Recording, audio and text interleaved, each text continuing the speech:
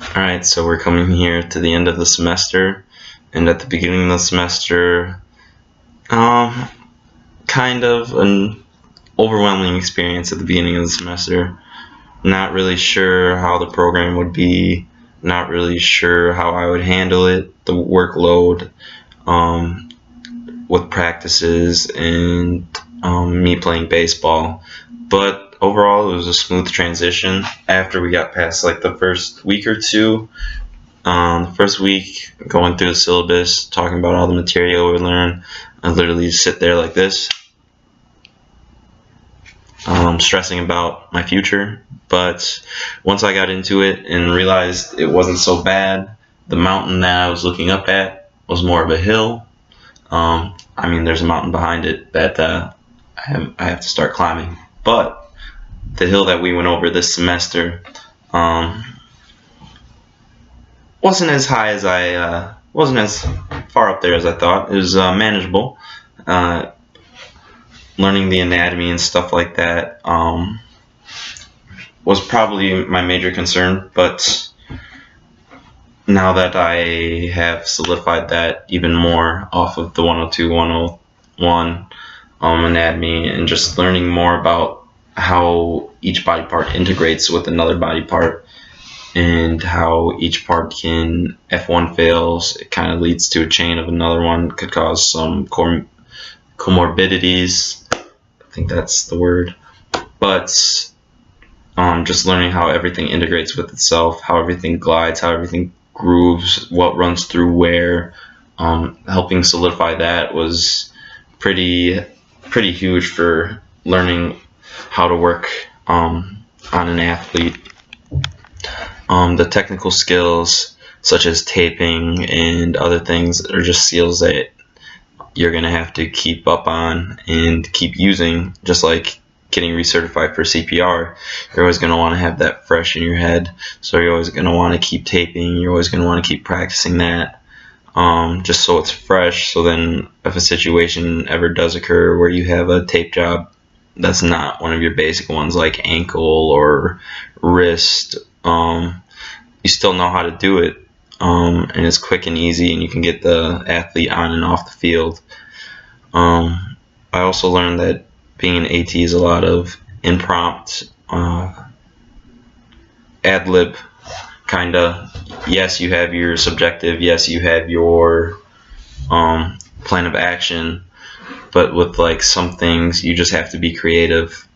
Like when we were talking about the humerus fracture, and just how you may not have the right things required depending on where you're at, facility, how much money you have to order equipment. So you may not have the right things if someone does something like a humerus dislocation to splint them with the correct splint. So you might have to get creative in order to immobilize that using different types of splints, combining splints, just so the athlete has that extra support, finding any way to get the job done until help arrives. That's another big thing that I learned this year, is that even if you're like an AT and you're all alone at a high school setting, you're still not ever really alone. You have a team, kind of like how we have the rest of the class and we can pick their minds, and we have you and we have Steve and we have Leah. We can pick their minds and kind of learn and help off of each other. Being in that lone situation in like a high school, you still have like a team or a network to work with, whether it be the local hospital or the administration, the school board. You have team doctor that you can work with, kind of bouncing ideas off of. You're always going to have, if you have someone that's had an injury coming back, they'll probably already have a rehab plan that they're working on, given to you by a physical therapist. So you also have networking with different physical therapists. So you're never really on your own. You're always working with the rest of the medical field. So you never have to feel like you're by yourself. which is comforting to know, because you don't want to be overwhelmed, especially starting out. Which I really don't feel like I'd be overwhelmed.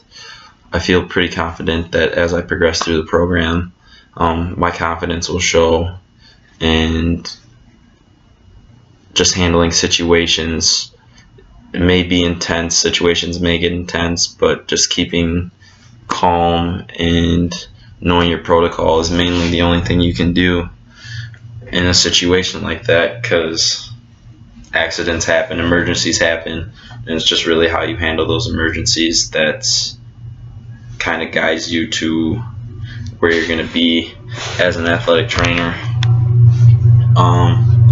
Another thing that I learned was just going over like all the different types of modalities that we learned, stages of healing, stuff like of that nature that necessarily isn't really as hands-on as some of the other stuff like taping or the rehabilitation stuff.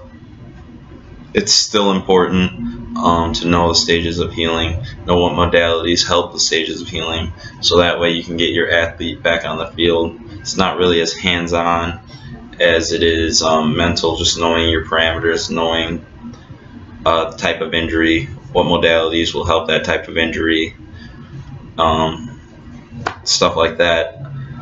So just like you have to have hands-on skills, but you also have to be able to have that knowledge, that backing of what to do with situations when it comes to rehabilitation, which you're going to have to do in the athletic training setting with athletes.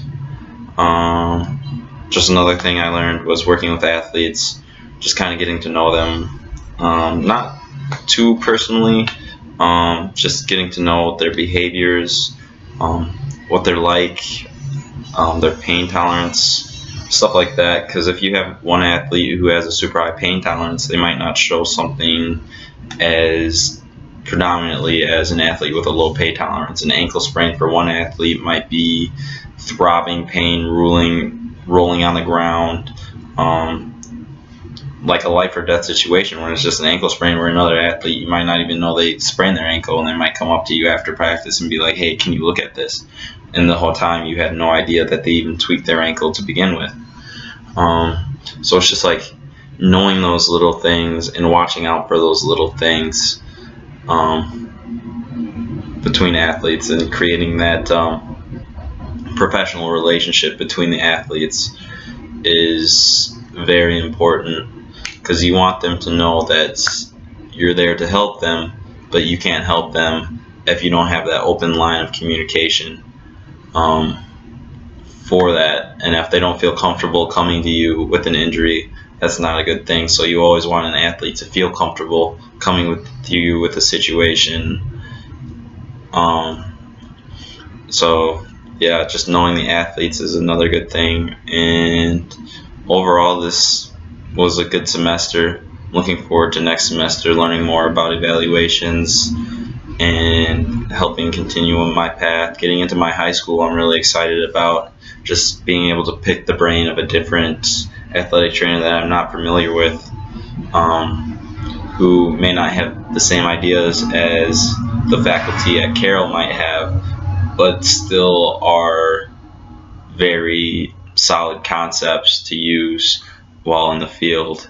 And I think that'll help me develop a more well-rounded picture of how to be the best athletic trainer that I can be, being open to different ideas, finding out what works for me is most important, because if it doesn't work for me, if I don't feel comfortable doing it, then there's a problem. I have to feel comfortable performing tests. I have to feel comfortable hands-on with the athletes. I have to feel comfortable with all the different modalities.